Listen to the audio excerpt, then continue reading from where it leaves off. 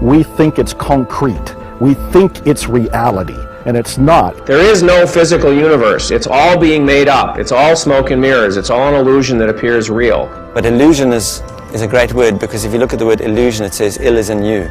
You are experiencing through form or through the illusion, you are experiencing a reflection of yourself. Nothing means anything. It's all mystery.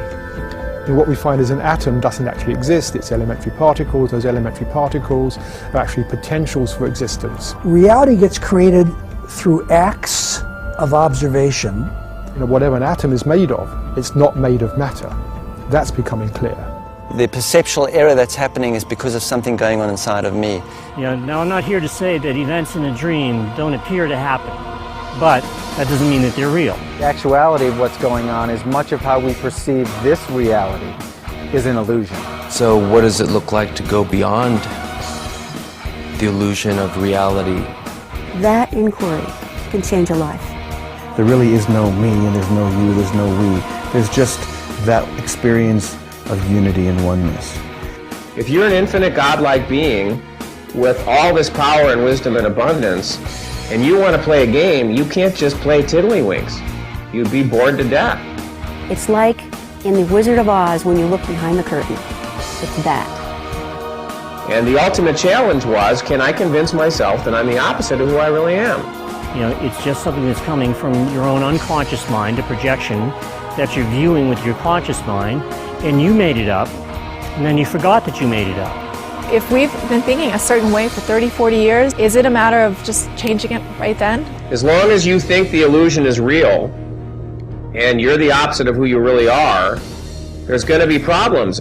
With inappropriate change in the perception of how this is actually going on, you can resolve your case of mistaken identity. You'll feel better, you'll enjoy things more, you'll enjoy sex more. Off the charts, amazing things become possible. Answering those questions enables us to enter what reality is. What if it were true?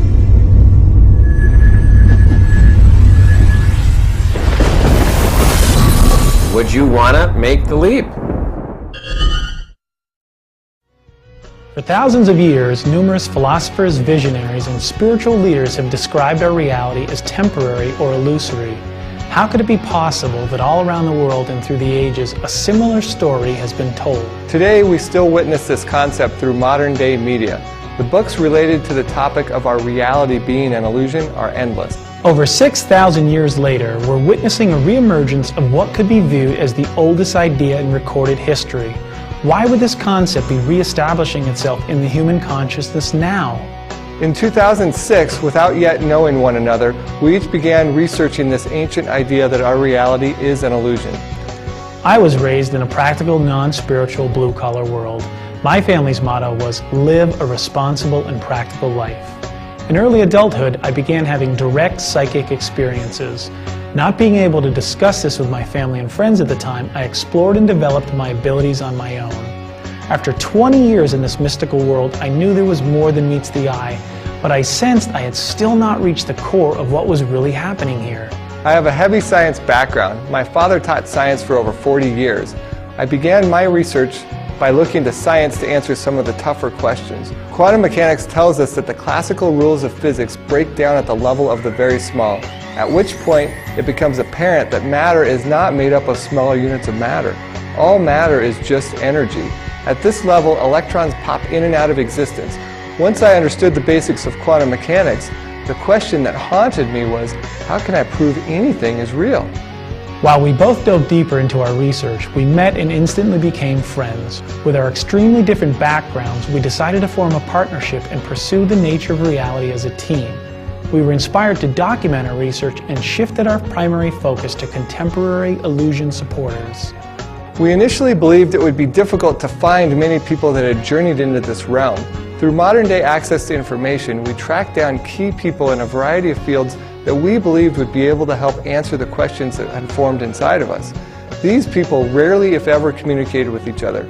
Many possess key pieces to the puzzle, while none of them entirely subscribes to our interpretation. One puzzle piece led to the next, and what we discovered will challenge even the most skeptical. Being a science guy, science seemed like a logical place to start.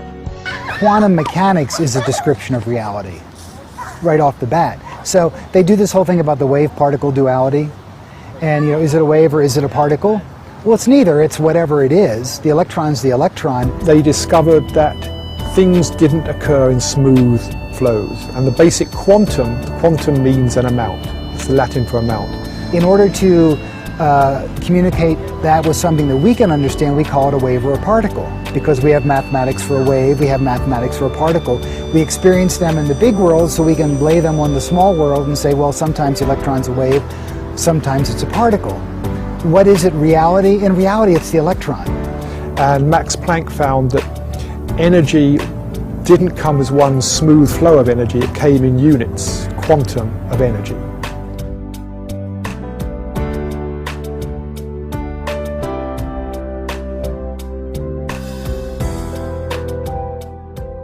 This is the basis of quantum theory, is that everything comes in discrete amounts. What quantum physics found was when you get down to the quanta, that cannot be divided anymore.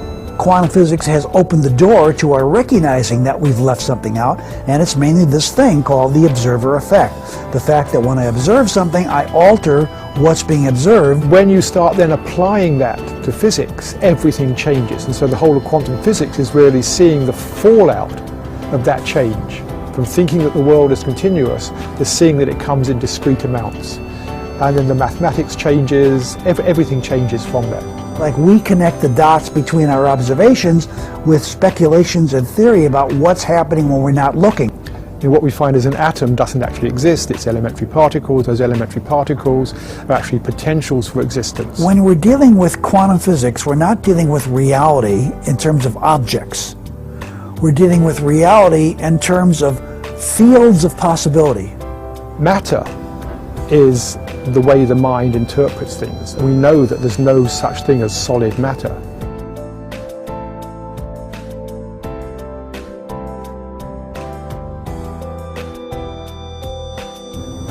An electron, for example, isn't in a particular state. It has a potential to be observed in certain states of energy or position. And we don't know what that is until we observe it. We're at the level where we can perceive it directly, so we lay all this interpretation on it. How you interpret that, nobody knows. There's about 7 schools of quantum physics. So now we're looking for something called the God particle.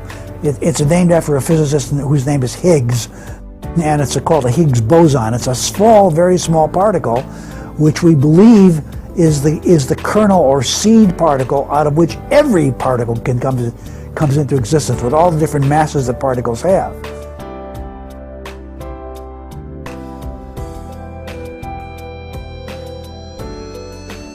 And these little seed particles have almost no mass at all. So we're looking at something being created out of fields, which are not things themselves.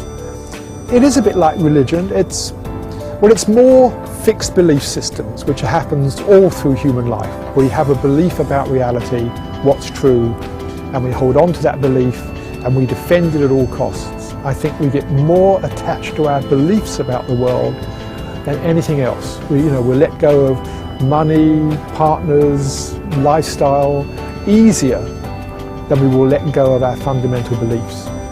In fact, it was the physicist Max Planck who said, science changes not because scientists change their minds, but that the old scientists die out. Science proceeds funeral by funeral. We hold on to our beliefs about what reality is, whether it's an illusion or not, whatever it is. We hold on to those more strongly than anything. And then, as I say, do anything we can to defend those beliefs. As you've just heard, at the atomic level, there's nothing there. If matter doesn't really exist, then where do we go from there? For me, I began questioning how my perception affected my reality. Perhaps my perception is my reality. If nothing exists like I think it does, then do I even exist? Having come from a more mystical background, I enjoyed learning what science was discovering. Our understanding of what our world was continued unraveling, and the question staring us in the face was, is our entire reality an illusion? Some people believe our perception is the illusion, while others believe our entire reality is an illusion. Let's first take an in-depth look at how our perception is definitely an illusion.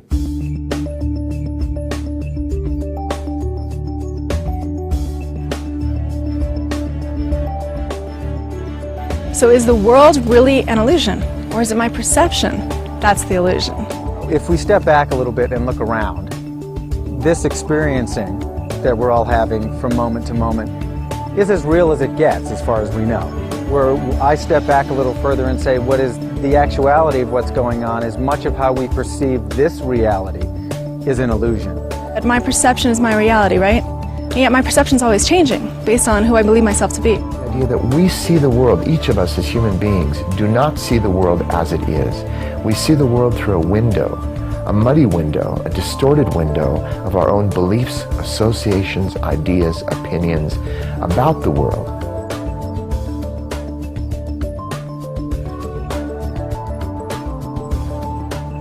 The world as we perceive it is constantly shifting and constantly changing according to our beliefs and the decisions that we make, not only about the world but about ourselves.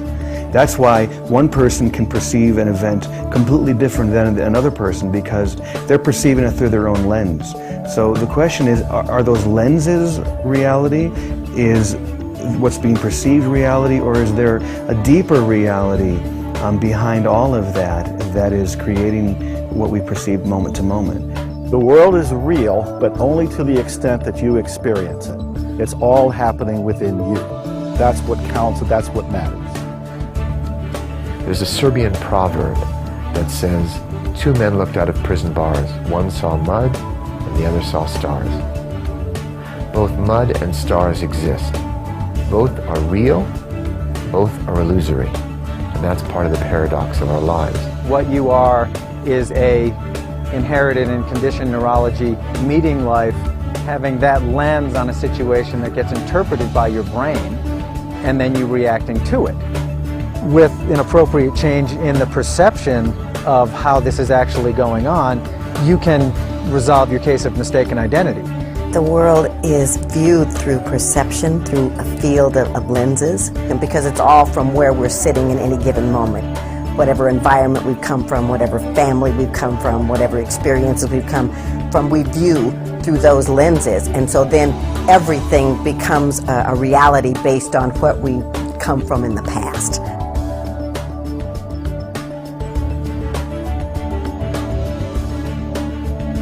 In this reality that we're living in is a Newtonian world, and Einstein's laws apply at the very massive level and at the very minute level. In the experiencing of this living, in the unwinding chain of cause and effect, this is a Newtonian experience, and that's why you have to make sure that you look both ways when you cross the street, because we may all be made of quantum particles at the end of the day, but in this experiencing at this moment, they're very densely packed, and that car's bumper will affect you if you step out in front of it. Well, your perception is going to give you your experience. You know, you're living your reality through your thoughts. Okay? You have a thought, and that thought is going to give you a perception. And that perception is going to determine your experience. And that experience is going to determine your belief. And that belief is going to reinforce the original thought you had. The whole idea is to go beyond thought. Perception is just another thought.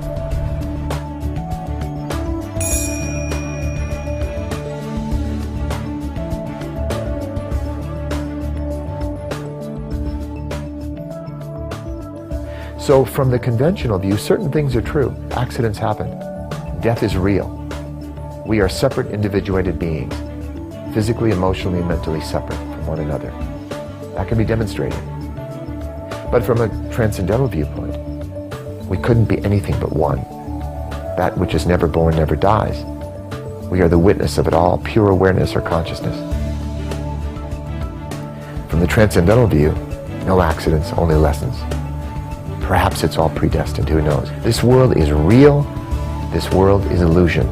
Both of those things are true.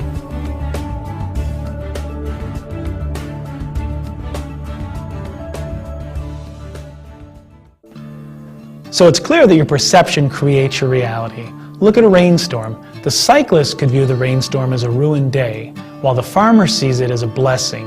While everyone interviewed believes your perception is an illusion, the vast majority also believe that our entire reality is an illusion. Let's take a look at what these people have to say about our world literally being an illusion.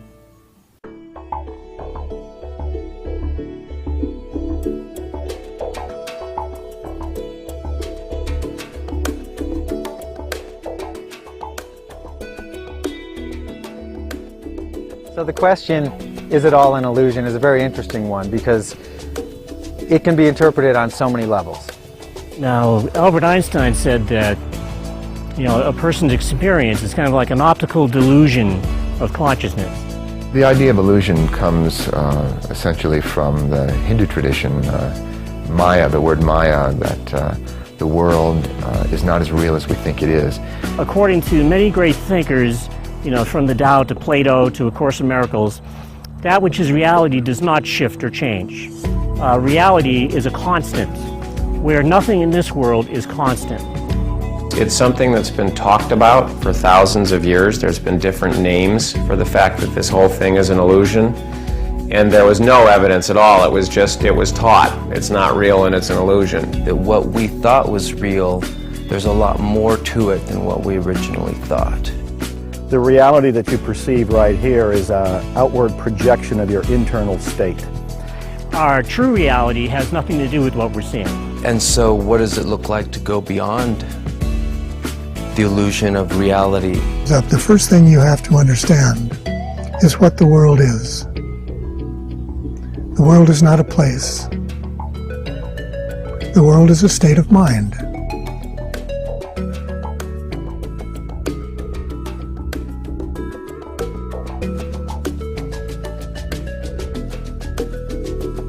This thing that's left out of the equation, this observer, who is the observer? What is the observer?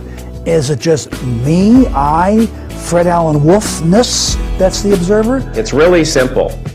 Nothing in the physical universe, or what used to be called, interestingly enough, the real world, is real. It's all made up.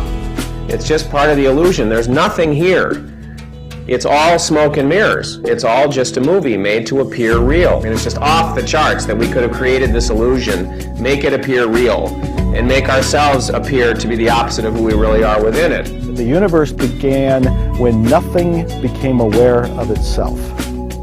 This infinite being, this godlike being that has more power, more wisdom, more abundance, more creativity than you can possibly imagine on your most optimistic day. And this infinite godlike being decided that it wanted to play a game, which is what I call the human game. Life is an illusion doesn't mean life is without purpose. Life is an illusion doesn't mean that there's no point in being here. There's a huge point in being here, and that's to create. That's to experience life. And life as a game is an old motif. We complicate the world, and we make this illusory world. And it's a very hard thing to get your mind around because everything feels very real. I feel very real. You look very real to me. But what I'm really looking at is my experience of you is taking place on an internal level. So if I'm having some kind of concern about you, if I want something to change on the outside, I don't mess with the outside. That's like trying to wipe my mirror clean when I need to be shaved. What I need to do is look on the inside of me, change me, and son of a gun, magically, miraculously, the outer changes. And that the last thing you want to hear is that it's all an illusion. In fact, that probably makes you angry to hear it because what you're experiencing is so powerful. If you're an infinite godlike being with all this power and wisdom and abundance, and you want to play a game, you can't just play tiddlywinks. You'd be bored to death. If that kind of a being is going to play a game, it's got to be an ultimate game. It's got to be an ultimate challenge. And the ultimate challenge was, can I convince myself that I'm the opposite of who I really am? So in order to do that, you've got to create this artificial world, this illusory world, and pop yourself into the middle of it. And in this illusory world, you've got to convince yourself you're the opposite of who you really are. So that's where this whole illusion thing came from.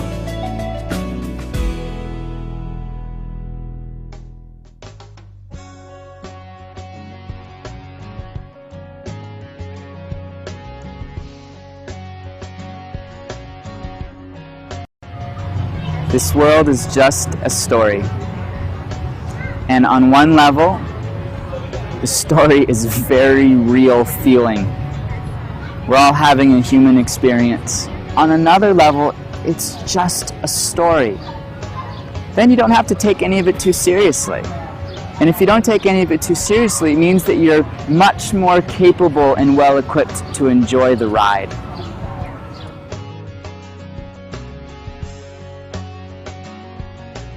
Most people perceive that they are living as this body. They perceive that they are limited to the body. They perceive that they are living a world of separation, a world of duality. But when you understand the truth behind the form, and you understand in truth you are the formless, you are one energy. When you understand that that is who you are, then love is the experience and the expression of your life. The truth can be heard in the dream. The truth is not in the dream, ever. You know, if you just remember that one thing, you'll save yourself a hell of a lot of time. The way I look at it, there is a huge difference between thinking about something and analyzing something and having a direct experience of it. And from where I sit, there is no proof, there is no evidence that would really convince anybody that this whole thing is really an illusion. It doesn't matter who's talking, it doesn't matter how credible they are, it doesn't matter how scientifically objective it was proved. The world is not being done to you. The world is actually being done by you. Right? It is not coming at you, it's actually coming from you. You know, it's kind of like a reversal of the way that the world traditionally thinks. And when you go to a position of being a cause instead of effect, then you're no longer a victim. We perhaps look back at this much as we might when we wake up from a dream. And yet the interesting thing is that when you were in that dream, it seemed perfectly real. And therefore it was perfectly real, because it's really our awareness that makes something real, not the tangible proof.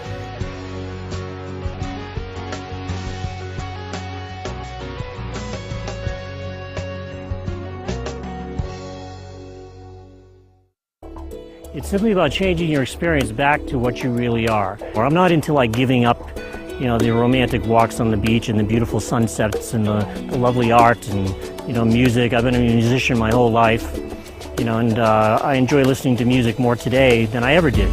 Life is a game we play as if it matters. So there's that sense of the transcendent, that whatever we think is going on, there's a bigger picture going on, much beyond our understanding. It is only when you are limited and your awareness is limited to knowing yourself as being the identity that you have fear come up, that you have judgments come up. How can you have judgment if it's all you? How can you judge something if you're responsible for everything that's taking place? There is no judgment, there is only acceptance.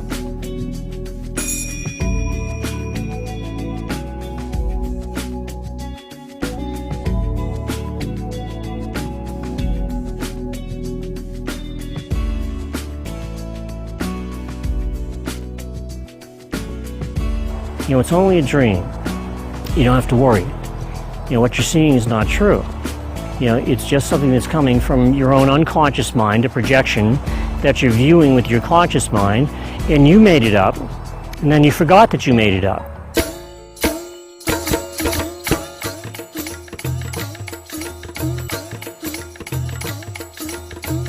As you've seen, many of the guides believe our reality is an illusion. In 428 BC, the philosopher Plato created a simple metaphor to explain what he thought reality was. It's called the allegory of the cave. The basic premise is to consider each of us has been a prisoner in a cave since birth. We're chained facing a wall. Behind us is a fire, and between us and the fire, puppets are moved around. The puppets create shadows on the wall we face, and we believe this to be reality. As you can see from your perspective, the prisoners had very limited knowledge of what reality was. Now consider if the prisoners were freed, they would discover their perception had been incorrect. They would believe now that the cave is what reality is. Again, from your perspective, you know there's still more to discover beyond the cave. In the late 1500s, William Shakespeare said, "All the world's a stage and all the men and women merely players." Had Shakespeare discovered something about the true nature of our reality? Perhaps a modern-day combination of these metaphors will help us discover what reality is. Numerous contemporary philosophers have described our reality as that of a movie. What if our reality is much like a movie? Could we be some sort of actor playing out a script here? Or maybe a spiritual being having a human experience. What if our reality is much like a Hollywood movie? Suppose that you were in a movie theater and you're watching a movie about something really cool and you think to yourself, I'd like to do that. So imagine that you're sitting in the seat in the theater and you get up and you jump into the screen and you become one of those characters in that story up on the screen, or you become a new character that just got written in. And whatever the scene was in there that was taking place, whatever it is, a sporting event or a business thing or a science fiction or whatever it is, you become part of that movie and you're convinced that you're the character that you're supposed to be in the story, and you're convinced that everything in that environment and that world is real, and you play there for a while. And then when you're done, you pop back out of the screen and you sit back down in the seat and you're in your normal life again. To me, that's what's really happening. We are creating these stories, we are creating these what I call total immersion movies with these very complex storylines, just like Hollywood does. And we create these elaborate special effects to make it all appear real, just like Hollywood does. And then we throw ourselves in the middle of them to have these amazing adventures for the pure fun of it. And that's what I really think is going on in what I call the human game.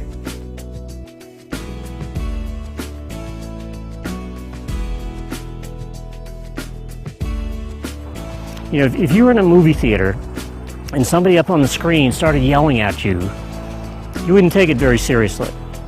Well, that's what this movie can be like too. Somebody in the movie can start yelling at you, and you can just kind of go like, and not take it seriously at all, because there's nothing there to be taken seriously. The world is an illusion. It's a projection of a false idea. And that false idea is an idea of separation. When the mind is healed, there's no need for a world to project upon. The only reason we need a world is to have a screen upon which to project. So as we go through the forgiveness and the guilt is healed, we no longer need something to project upon. So it's just an illusion that we put out there, a screen, a movie screen, to project on. If I was in a movie theater and I wanted to change what was up there on the screen, it wouldn't do me too much good to mess around with the screen. I mean, yeah, I might appear to change it temporarily, but I'm not really changing the nature of it.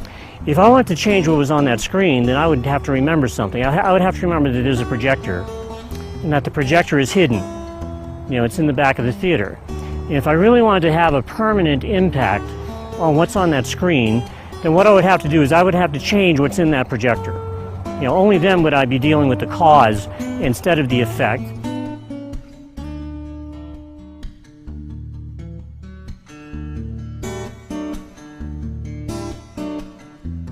Wow, that's an amazing way to look at your life. What if your life is truly an intricately detailed 3D holographic full immersion movie experience?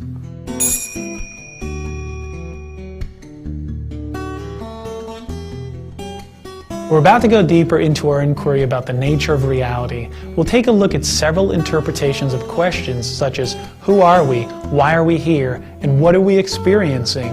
We were astonished at the similarities of the answers we received.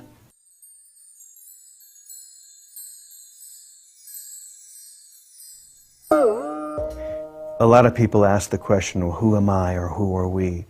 And I think the more we enter into this reality, this experience of full awareness, we realize that there's only one thing going on. There really is no me, and there's no you, there's no we. There's just that experience of unity and oneness. And that's why mystics rarely try to explain reality, because it's beyond explanation. Oneness cannot be understood by a mind that is caught in the web of separation. The only way to understand oneness is to be released from the web of separation, and then oneness, which is really the same as truth, simply is present all around you, and you see it and perceive it as what it really is. The one this one infinite energy manifested itself in its own imagination into billions of parts. And it gave each part thoughts. And through thought, you perceive that you are separate from this one energy, from this one infinite love. And your whole journey of coming here is to realize and remember again who you are, so you can become infinity again. So are we here? Are we really even here? Yes, we are. But we are here as one infinite energy. The whole idea of separation and that there's you and there's me and you're over there and I'm over here, that's just your reality. But in actuality, there's just one. There's one energy, and we're all experiencing through that one energy.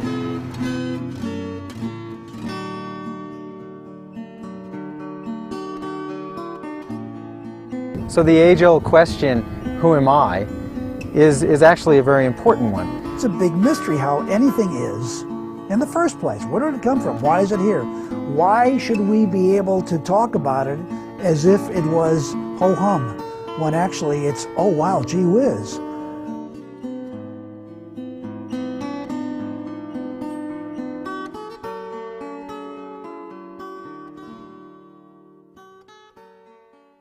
You're this infinite being who's right here in infinite land, which I just call it for the fun of it. And then you create this whole artificial universe that we call the physical universe, this playing field on which we play the human game. And you create, words are difficult here, but you create a version of yourself to pop into this illusion and be convinced that it's the opposite of who you really are.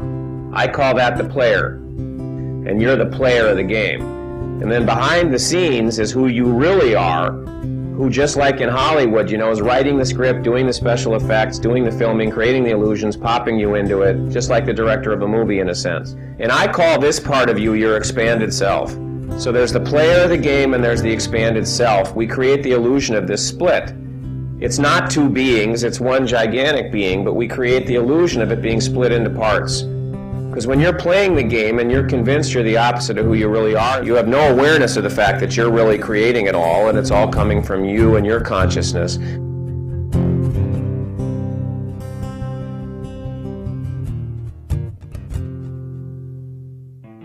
We're here to wake up because we have the reflection in our projections. Otherwise, we would never know what we were thinking.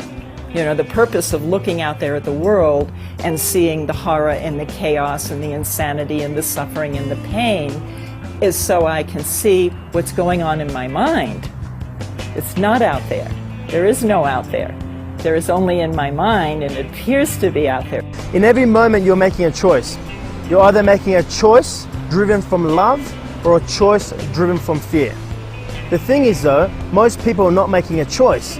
They decide to not make that choice, and that is a choice driven from fear itself. If who you are is love, then doesn't it make sense that you're here to experience, to be, and to do, and to have what you love?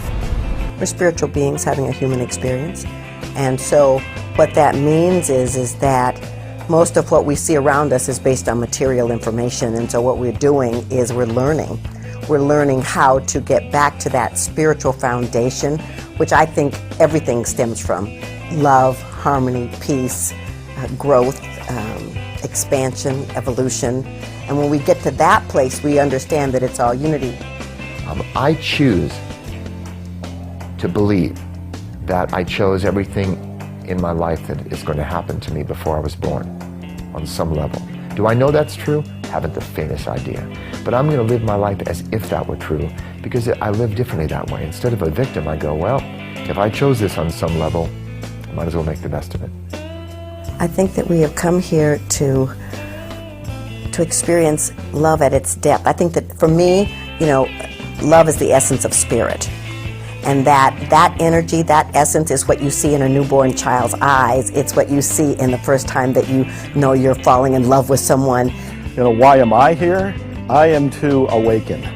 I am here to awaken to my potential, to my possibilities, and the truth is, for me, I'm here, I believe, to awaken to my own divinity, to awaken to my own connection or even merging with the divine. That means that Joe Vitale as his personality is here to dissolve into God. You think that who you are is only this body, only your identities, then you live in a world of duality. You live in a world of separation. You don't feel in your heart that you're one with everything. You're not here to create something outside of you. You're here to find who you are and express that outside of you. The great spiritual teachers are all saying that you are behind your ego. What I try to teach people is that you are not your thoughts, you are not your feelings, you're not even your body, you're behind all of that. My favorite phrase to use is that the whiteboard is the essence of who you are. So if you imagine a whiteboard, there's nothing there, it is white. And we start to write things on it. We write down, my name is Joe. We write down, I am an author. We write down, I am bald. I write down, my size, my weight. I write down the things I like. I play guitar. I like cigars. I write all of this stuff. That's all ego stuff.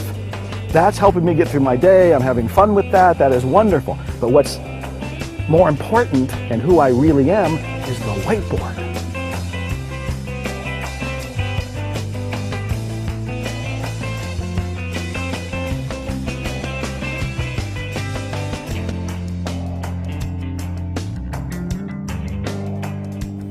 There's only one reason to be here, and that's to be all the way here.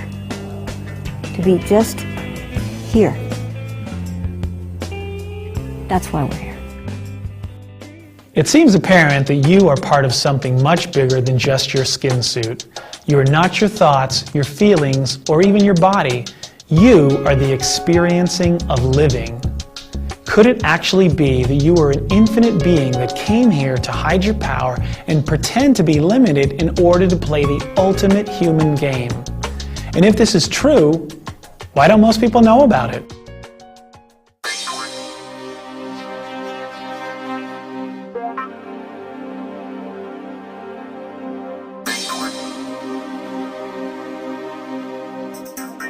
The reason that most people don't realize that it's an illusion, or if they've been told it or they've read it somewhere and it kind of resonates with them, or they think it's crazy or whatever it is, they don't allow themselves to really get it or have a direct experience of it, is because they weren't meant to.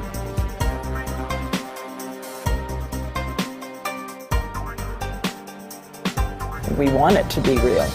And we want it to be real because we want to be real. There can't be a separated me without a world. They both are dependent upon one another. So we don't want to hear it that we really, really are imagined. We've imagined ourselves. By the design, we are supposed to forget that. Because they don't want to hear that this, I'm an illusion, this is an illusion. We're in a dream. It's no surprise that people run away from it. So what? So what if it is an illusion? We still experience being here and have to deal with daily life, and it seems very real. At this point, something within us told us this was true. This idea resonated with each of us. It didn't make sense to our rational minds, and we weren't sure what to do about it, so we kept asking questions.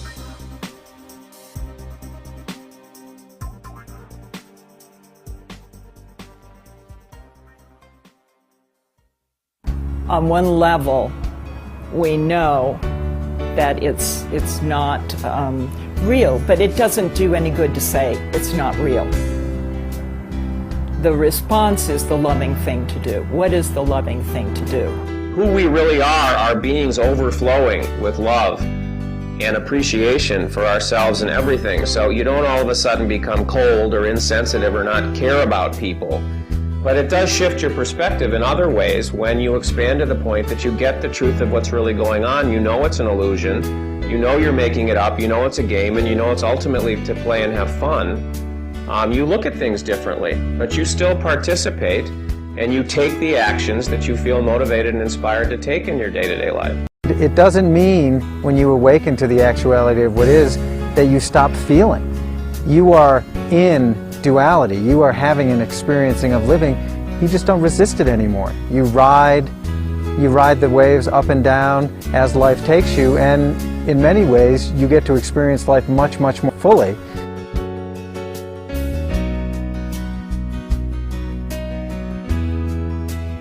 Well, if you know that everything is an illusion, and you see somebody that's struggling, or you have a kid that's struggling, you're just going to kind of say, oh, it's just an illusion, I don't need to do anything, they're not real, they're not whatever. That's not the way the game is.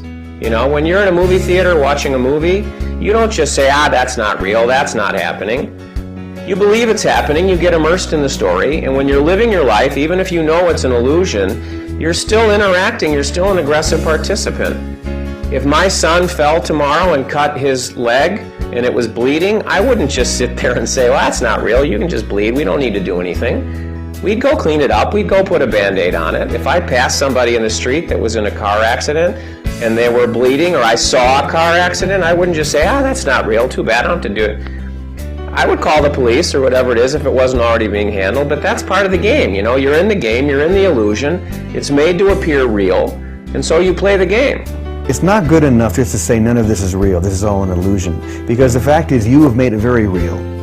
And your experience, regardless of what you say with your mouth, is that this is real. And you don't get out of that by just denying it. You get out of it by embracing it fully. You get out of the illusion by wrapping your arms around the illusion and loving it with every bit of energy you have. I have two small children in my illusion. On one level, they may be illusions, but they're illusions I'm very inspired to treat as real. Discovering the nature of this reality has not made me numb to the love I feel for these creations. It's actually enhanced my appreciation of everything I experience here. My perspective on reality has changed, but as James Twyman said, you get out of the illusion by embracing it.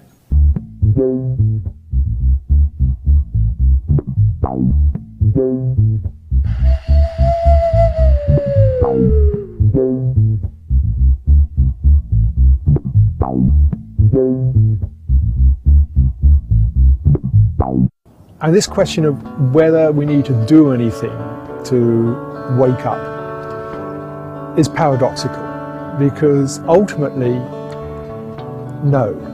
It's the letting go of all doing that allows you to wake up. It's the letting go of holding on to whatever you think you should be, how you should be, where you should be going, what higher states are about. Letting go of everything, there comes that complete ease and relief that we're looking for. I think that's what so many teachers are pointing towards. And letting go is in just about every spiritual tradition, whether you see it as forgiveness, surrender, non-attachment. It's all about releasing, letting go. Because the holding on is what we're doing. The letting go is an undoing of holding on. It's a releasing.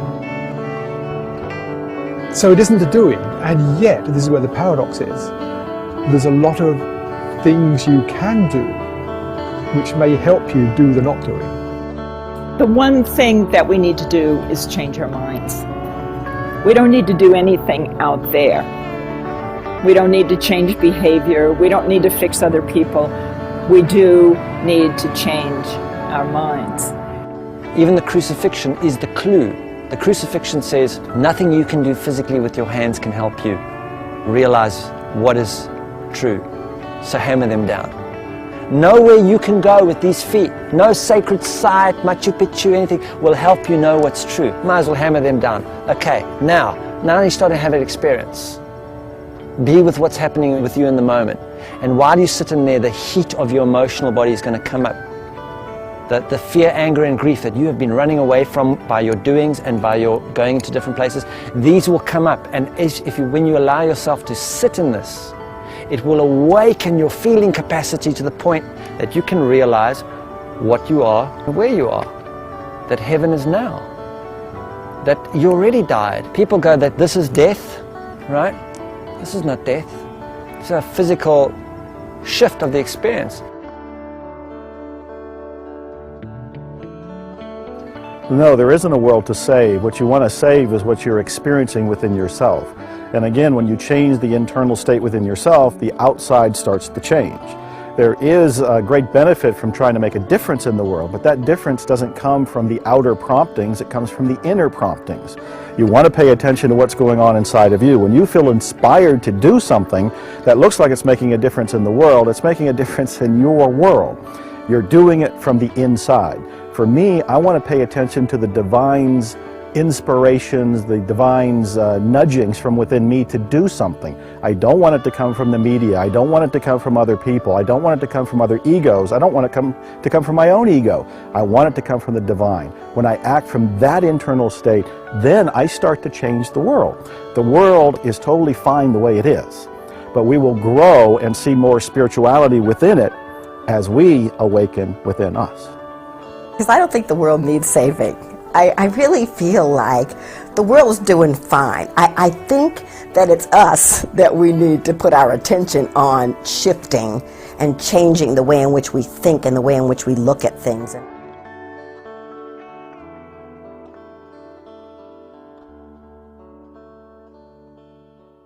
Is there anything that we really need to do in our lives? Do we need to save the world? Here's the interesting thing, and it's very difficult for a lot of people to accept, especially if they're very involved in Save the Planet or Solve This Problem or Correct This Deficiency or whatever it is games.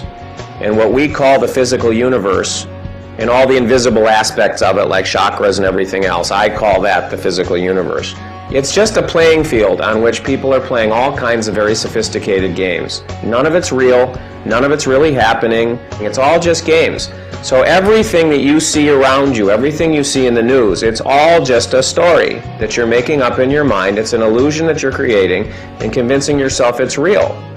So no matter what the problem is, no matter what the problem with the world is that needs to be saved or corrected or fixed, it's just a game. So if it would be fun for you to play that game and solve that problem, solve the global warming problem, solve the pollution problem, make recycling, a mainstream thing, all these kinds of things, solar energy, whatever it might be. If it would be fun for you to play that game, you can play the game for the pure fun of it. But is there a real problem that needs to be corrected? Is there anything that must be done in the world, or else some terrible, tragic, whatever? No. It's all made up. It's all stories. It's all games. And you can go there if you want, but you don't need to, and there's no problem. And the really interesting thing is, I remember reading an article when I was a kid. The significance that it had on me was it was kind of tracing things back throughout history. And there were all these times in history where there were these really serious problems, and everybody was worried that if we don't fix this, something terrible is going to happen. And then just as mankind, so to speak, was like just pushed to the brink where that thing was about to happen, all of a sudden somebody popped out and solved the problem, The disaster never happened.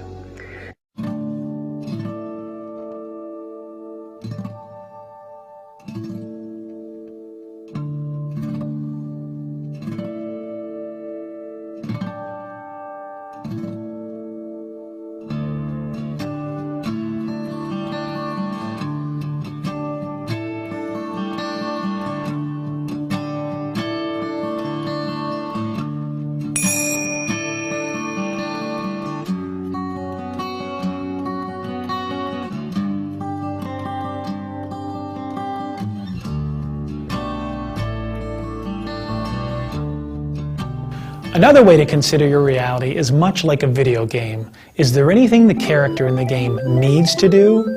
Not really. If it's fun for him to feel trapped and limited, he can do this. But who is the character in the game really? The video game is such a great analogy. Consider you create a video game. You build the screen, the computer, and write every line of code that makes the game come to life. Marveling in your creation, you move the character around in this virtual world, and you think to yourself, I wonder what it would be like to experience life as the video game character. We'll call that character Martin. The next thing you know, your awareness shifts and you are Martin in a 3D hologram. And to make it seem much more real, you choose to forget that you're also the programmer who created Martin and the whole game itself. Now, inside the game, you're experiencing life as Martin, and you've gotten so wrapped up in it that you actually think Martin's reality is reality. As the player in the game, this allows you to have a huge array of experiences that aren't possible outside the video game. Perhaps this analogy gives you some insight into your own life and what's really going on here. The interesting thing was that in our own lives, we found we were often having experiences that didn't seem like fun.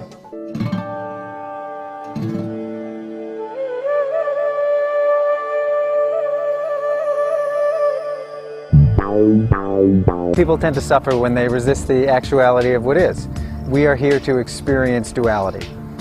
The ups and downs, the joys, the sorrows, the pains, the pleasures. And for those who don't understand that, it's a lot like resisting the weather. You get sunny days, you get cloudy days, you get thunder and lightning and rain, and you can resist them, but all you will do is suffer because it's not going to change the actuality of what is.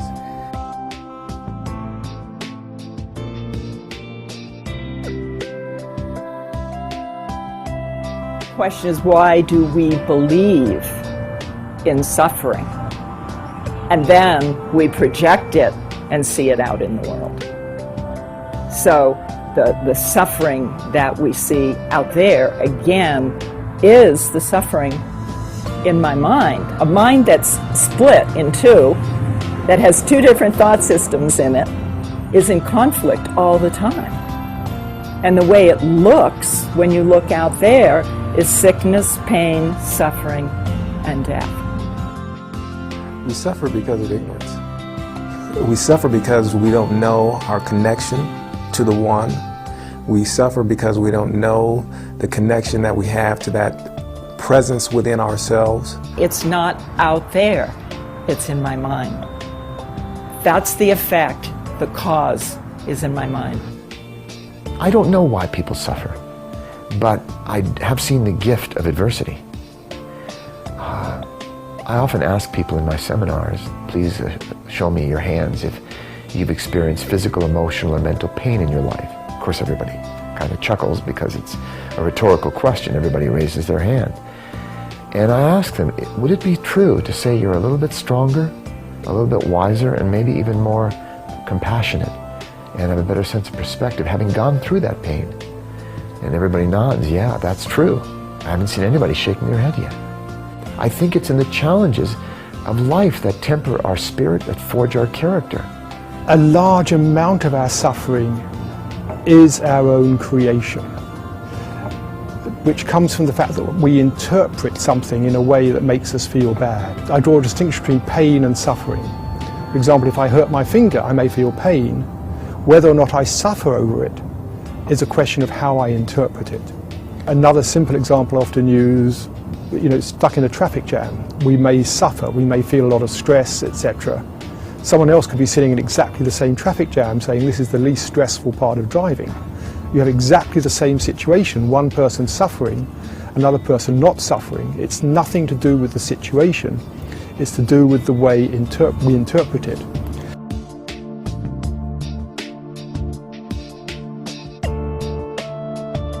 But suffering happens when the mind resists what is. Teacher Byron Katie is very articulate in this, talking about the law of surrender and the law of acceptance, learning to take life as it is. And when we can learn to do that and make it over our way and learn to flow with life, swim with the current of the river, we suffer less. But whenever we go into this shouldn't be that way, people should be different, and resist what happens, that's when we start to suffer mentally. We stop saying, is God punishing me? Was I a bad person? Why is this happening to me? We go, this happened, I roll up my sleeves and move on with life, which is more empowering. Wish I hadn't lost my job, or I lost my job. What will I do now?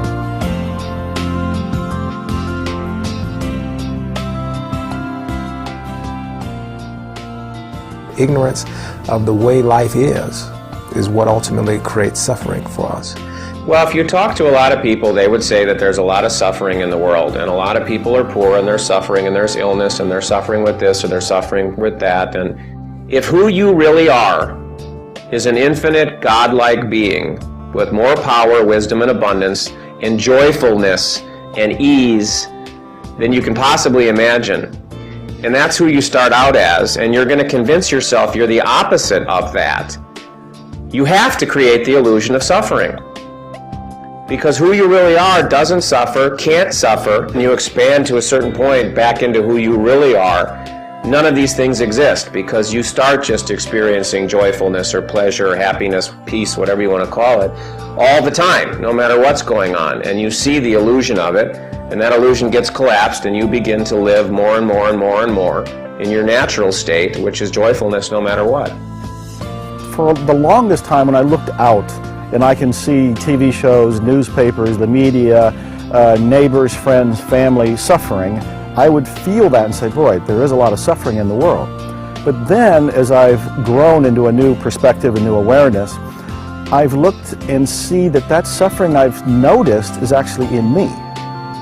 I'm experiencing and projecting suffering. I'm imagining that they're suffering. It's quite possible that the people who are complaining out there that I thought were suffering are actually enjoying their drama.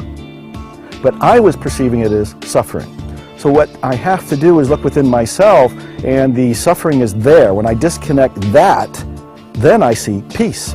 I see people having fun with their drama. Even though they may not call it fun, they're having fun on one level.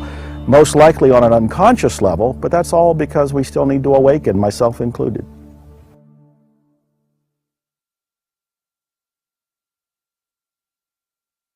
Our experience has been that the world is an illusion, and when you resist your true nature, you will experience discomfort.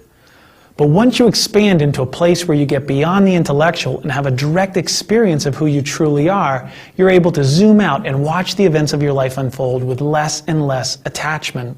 Is it an easy process? It hasn't always been for us. But the more we wake up to who and what we truly are, the easier it gets, and the more joy and peace just seems to show up. If we're something much greater than what we've related to all these years, what about the you we used to think we were? Identifying with mind, body, emotions, personality, and circumstance as who you are is ego. It's kind of like an individual idea. What would it be like if I went off and tried this on my own? That I is the ego. That I that thinks that it has a personal identity, changed everything, because before that you had just perfect oneness. When you see through the illusion of conscious will, the ego basically dissolves as you become the everythingness of your experiencing. The ego will always want to understand before it thinks that it can change what it understands. And yet, that is in itself what becomes one of the greatest blocks for our ever-changing. Because the ego wants to understand what it has made up, which isn't true. You think that everything is separate, that's where your ego will kick in. That's where you'll be living as your thoughts. Your ego is fear-driven. Well, for me, the ego is a safety device. The ego is our persona that helps us get through the day, but it's serving you, it's helping you survive, it's helping us get some things done. Oh, the ego. Edging God out. The ego really, I really think that the ego gets birthed out of thinking it has a job. And the job is to protect us. The job is to take care of us. But it's so ensconced in separation and fear and doubt that it starts guiding us down these paths where we're blinded. I mean, it's really interesting to me that we walk down streets and refuse to look in the eyes of another human. But that's ego stuff, saying, oh, they're dressed that way, don't look at them. They're that color, don't look at them. They've got this strange kind of vibration. Don't look. I mean, it's like, that's all ego stuff that doesn't let us know that every single human being wants the same thing. We want to love and be loved, and we want to be safe and secure, and we want food for ourselves and for our children. We want to live in harmony. So what would stop us from remembering that when we see other people? That's the ego. Because it's going, oh no, I need to keep you safe from whatever. But it's not true. Ah, the ego, the internal brain chatter. With this mischievous little thing running in the background, can we ever find happiness in life?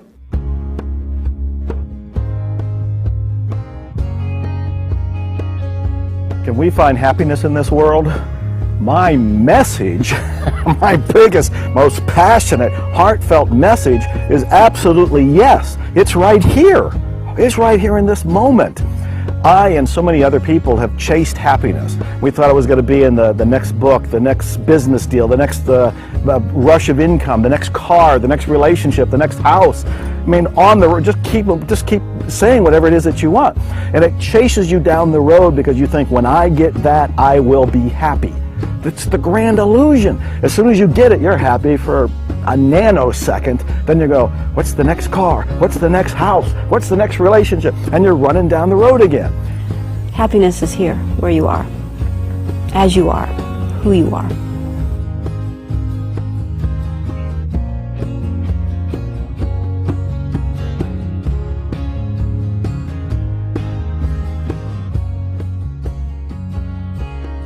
I once was a complete devotee of happiness.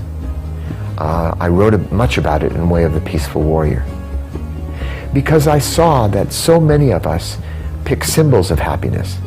Oh, if I only graduate from college, I'll be happy. Well, college graduates find out that's not true. Maybe for a little while. If only I find my soulmate. If only I have children. If only I had children, I'd be happy.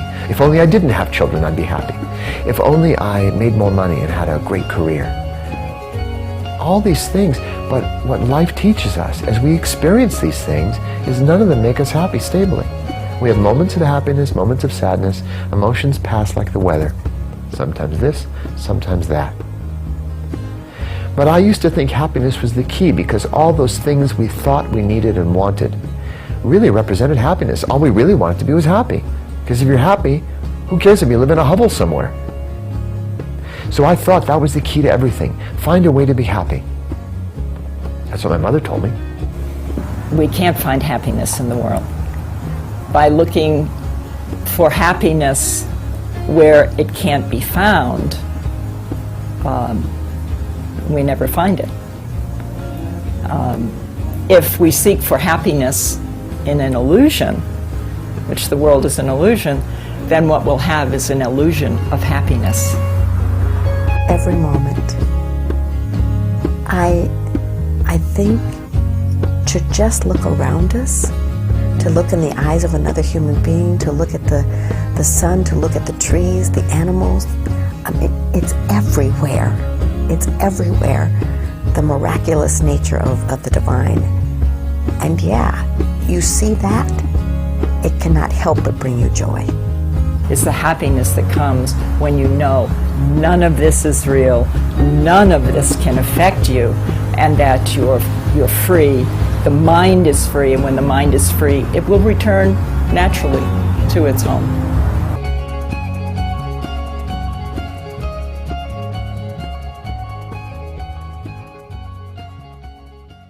So now we know happiness is all around us. It's been said that looking for happiness is like a fish in a lake looking for water. When we discover who and what we truly are, we're flooded with joy. People spend their entire lives searching for what will make them complete. If you ask almost any parent on this planet, myself included, what is the number one thing they want for their children, they almost always reply with, I just want my children to be happy. Each of us is someone's child. So you've heard a lot of people from numerous philosophical backgrounds talking about the nature of reality. Right now you're most likely in one of three places. You could be thinking, these people are crazy. How do I turn this thing off? For some of you it resonates, but you're not sure why it matters in your daily life. While others may be thinking to yourself, I know this is true, I've always known it to be true. Regardless of where you might be at this point, let's take a look at how you can benefit from these ideas. So many people will ask me and they'll say, so what? So now I know. Great. How does this actually benefit me? Now that I know it's an illusion, what can I do about it? Well, the first part is that at least you have some awareness. You're awake. And once you now have that awareness and you're awake, it's very hard to go back to being ignorant. Of course, we say ignorance is bliss, and believe me, there are times when I wish I didn't know any of this stuff so I could go back and say, you know what? I really am just victim of the world, and it's all because of them that this is happening. But the truth is, it's because of me. The benefits of seeing life as an illusion, or the world as an illusion, is that you don't take it seriously anymore. And when you know that, then you're free. Feel the peace that comes without the need to judge anything, but just to be.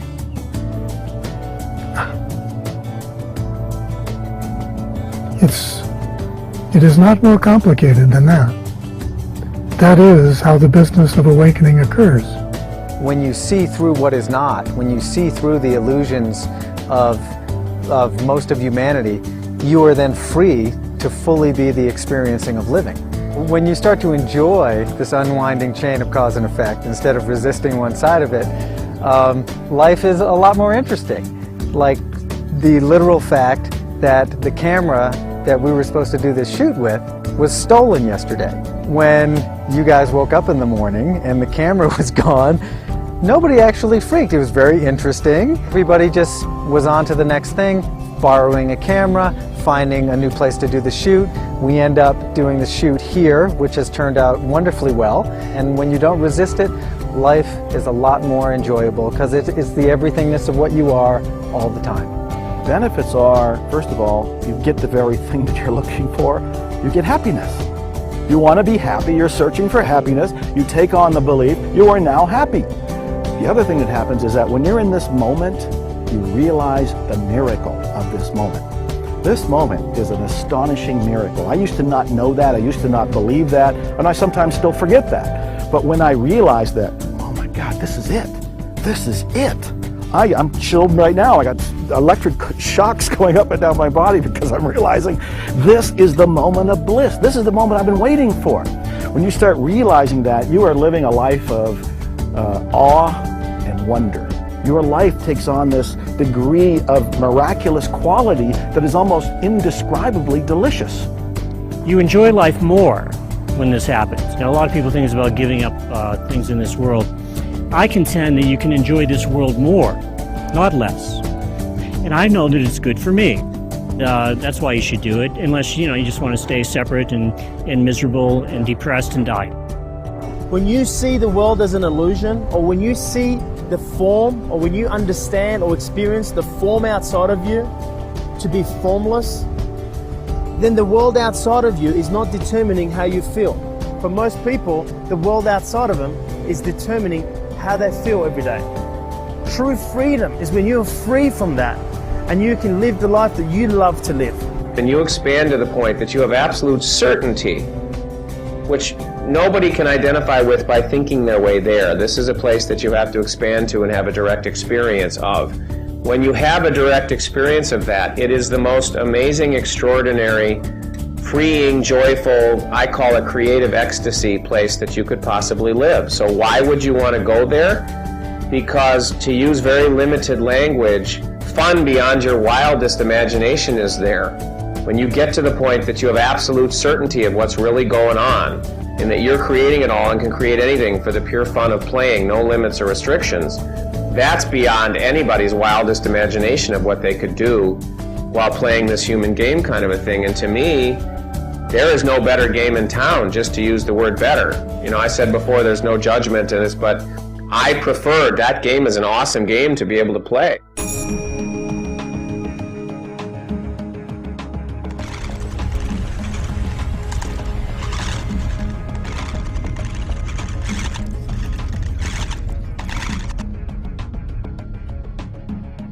We've discovered this is an empowering context to live your life from. Is it the truth? Our own direct experiences have shown us that it is. Now that you have this information, you get to choose your truth for yourself. A pretty simple question, actually. Do you want to be free? Do you want to experience nothing but love? You don't have to consider whether it's possible or impossible. You just have to decide whether or not you want it.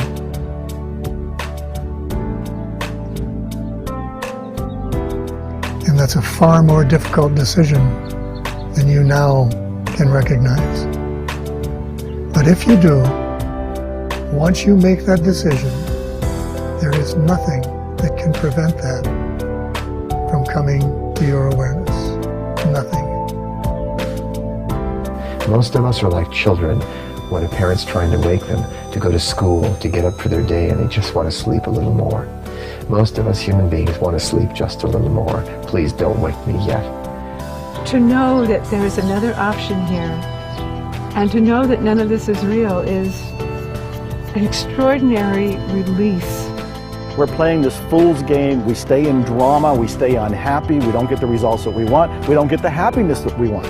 We have to look past all of that and go to what's real, which for me, the whiteboard, divinity, God, the universe, that's source. You can choose to say with your mind today, tomorrow, all you want, that the world is an illusion. And it is. But really, what's most important is that you live the reality of who you are. And when you do that, then the illusion that you perceive wherever you go just falls away, and you're left with an experience that the world will never understand, the experience of who you really are. There is absolutely nothing I can convince you of to be true here. There's nothing I can tell you or teach you, because this that we're talking about here can't be understood by the mind. You can't convince the mind of it. You can't make an argument for it that will somehow come out to, oh yeah, that sounds right. No, it won't sound right. It'll sound off. And you'll have all kinds of excuses and arguments about why it couldn't possibly be true or work in your life. But just to listen and to see if something strikes a chord as being true, if something is recognized. Recognize. It means you've already cognized it. You've already seen it. You've already known it. I'm just reminding you. Things like this movie are really meant to be just another tool to keep reminding us of our truth, that we're whole, that we're complete, that we're loved. Your experience is the truth, while you're taking someone else's experience. For example, that's why they say if you meet Buddha on the road, shoot him. Because if you meet Buddha, he's so radiant, you want to have his experience. Then who's going to have yours? It's only through our own experience. What the mental body does is it wants to find someone else's experience, someone else's model, someone else's system, and then that causes the schizophrenia that we're living in at the moment in humanity. Of, I have my experience, which is going on in this moment. And then I have an experience which is given to me by someone else, by an outer authority, that I'm told, whether it's a religion or politics or a science or quantum physics or whatever anyone's story is, because these are just stories about the vibrational. You know, Jesus told a fantastic story, right? Buddha told a fantastic story. Muhammad told a great story. Einstein told a great story, right? We're just all telling stories. No, but the best story that you can tell is the one that comes out of your experience.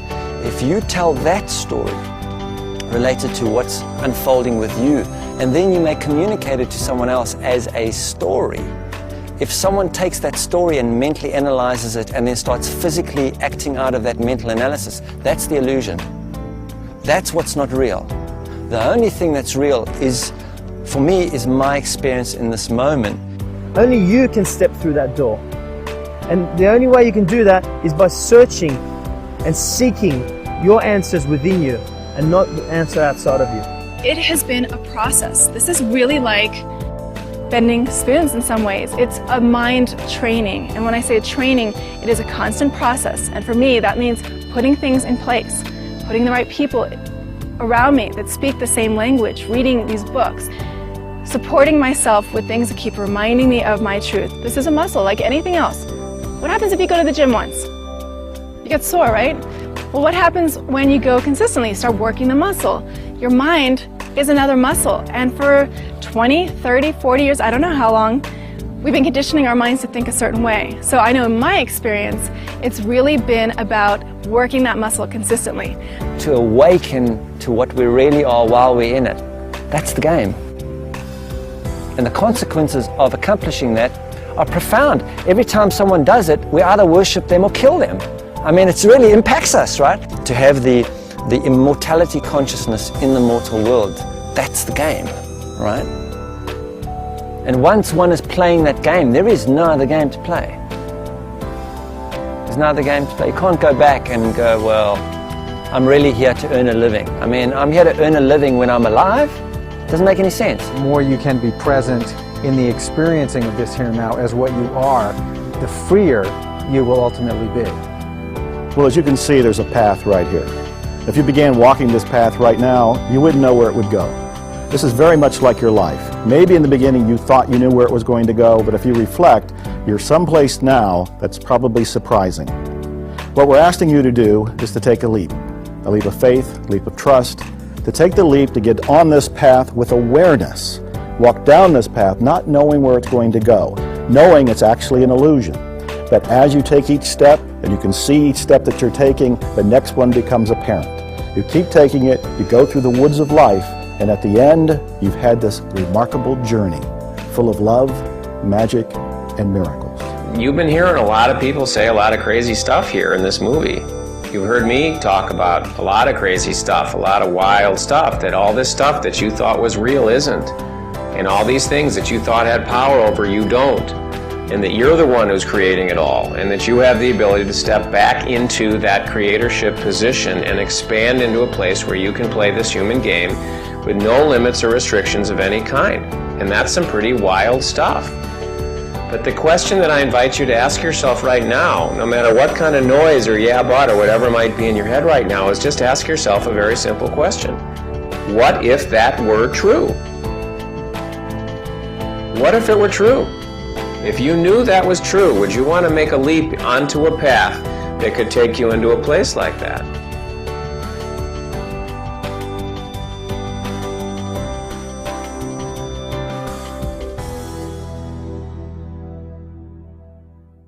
So what if it's all an illusion? What if you had an amazing shift in your consciousness? What if you absolutely knew anything was possible and now you knew how to access it? You've seen people from numerous backgrounds that have made a strong case for who you really are. The question now is, what are you going to do with this information? If you resonate with this idea, we encourage you to explore it further. Bookstores, workshops, seminars, our own website provide a lifetime of material. If you're related to someone specific in LEAP, go learn more about them. Will this cause you to step out of your familiar paradigm? Will it set you on your own journey to wake up from the dream?